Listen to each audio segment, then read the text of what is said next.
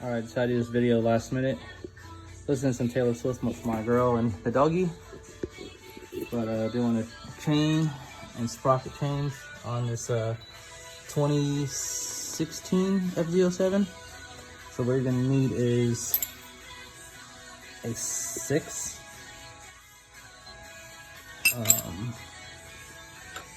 For this, take the shifter off, and then you're gonna take a 5 to get the bolts that go on here. There's 3 of them, and that's about it. Take the plastic cover off, and take a 30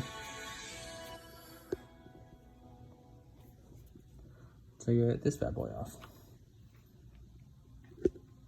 All right, so what it was, I just picked the rivet, took the angle grinder to it, shaved it down, and I'm gonna get my Harbor Freight chain breaker. So for this, I'm just gonna go on the back side of that rivet, put that on there, and I'm gonna tighten this down. So I have the little punch backed all the way in, and then you're gonna need a 17 and a 14 mil to use the tool. All right, so you can do this by hand. Just get that fat piece, press it up against there. Once it's nice and tight, you hold it down with the 17 and then turn with your 14. So you're gonna keep cranking, it'll eventually push that pin through.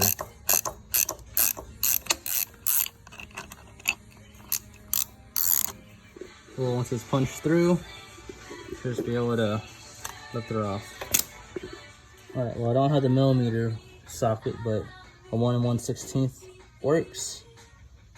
So I'm gonna have to take that off, and then whatever brake setup you got, you gotta take the brakes off.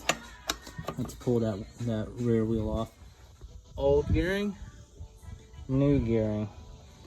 -1 in the front, at a 43 to a 50, so +7 in the rear. All right, gonna take a 14 mil and take the old sprocket off.